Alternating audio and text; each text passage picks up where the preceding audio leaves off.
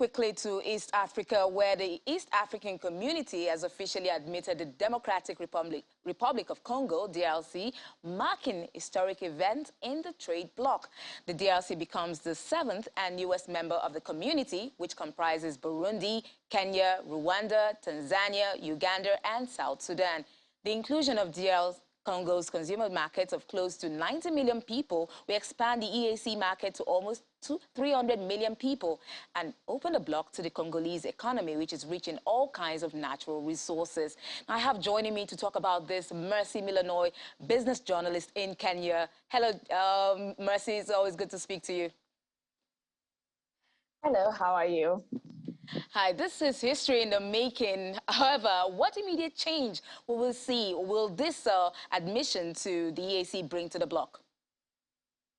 Well, it is quite a historical move, and I remember even during the summit, the meeting where this decision was made and this announcement was made by the chair, President Uhuru Kenyatta. Presidents like Yoweri Museveni are actually saying that they've been waiting for DRC to be a member of East Africa community for almost 60 years. So it's been quite a long journey coming, and of course, for the East African community, it's simply to tap on to the market that SADC, the South African Development Community, has been tapping on. As you rightly put it, DRC hosts a population of over 90 million people. That's quite a huge market that the East African community is looking to tap. And of course, even the export worth is about 2 billion, which actually SADC has been benefiting all these years.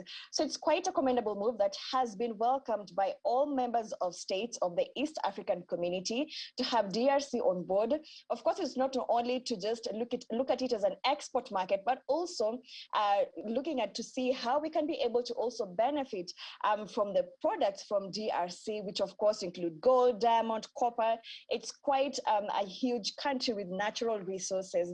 And even right now, as EAC is looking to, ratify and look at making ways of exports and imports among member countries easier, the East African community is quite looking forward to see how they can be able to also to tap into DRC's products, of course, at a friendly price and at a friendly rate, even as the EAC looks to ratify and of course standardize taxes and imports and exports to make sure that business is quite friendly for all the countries to trade with each other.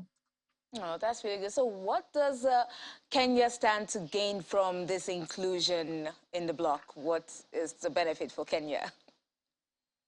We have seen the president, the deputy president, of course, visiting DRC not once, not twice, and of course, even the DRC head of state visiting Kenya. Now, currently, of course, Kenya, our main exports to DRC include animal products, milk, tobacco. If you can just run you through the numbers, as at 2020, Kenya exported tobacco worth 20.39 million USD, iron and steel worth 17.07 million USD. Sugar and sugar confectionery and also products worth 9.04 million USD, and of course footwear among other footwear products worth 8.19 million USD. So you see, Kenya is normally known for exporting food products, flowers, and the like, and horticultural products. But you see, for DRC is quite different. You're looking to export finished products, and of course in iron, steel, and footwear, which is quite huge. And of course, this is quite a market that Kenya is looking to tap into.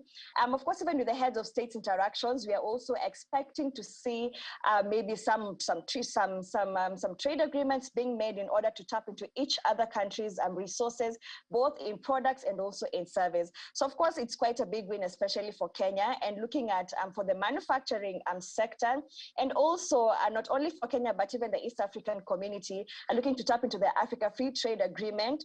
And of course, even in light of this, DRC is also expected to deposit the instrument of ratification before 29 September. So of course, even as African countries at large discuss on how to benefit from the Africa Free Trade Area, and also for EAC, I'm looking to make business friendly, especially in trade. It will be easy for at least for manufacturers across board of finished goods to be able to tap into this huge market.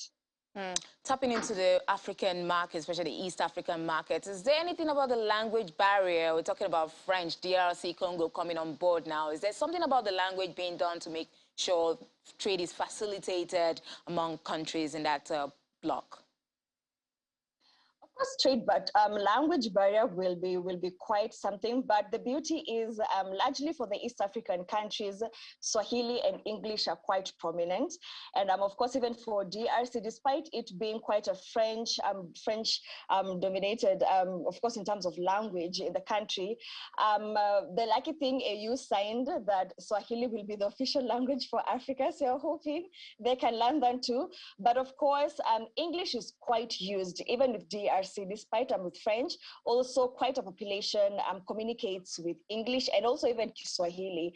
So the language barrier maybe or may not be an issue, but of course, as long as the main thing here now that even the EAC is looking into, first of all, is to standardize and of course to rectify a lot of things, especially in trade. Our goods and people and goods able to move freely. And once that is done, I think language barrier will not be really an issue. And of course, there are Kenyans who understand French, there are Tanzanians, Ugandans, we will be able to learn, but luckily English, Swahili, it's quite a bigger population of East African community understands English and Swahili.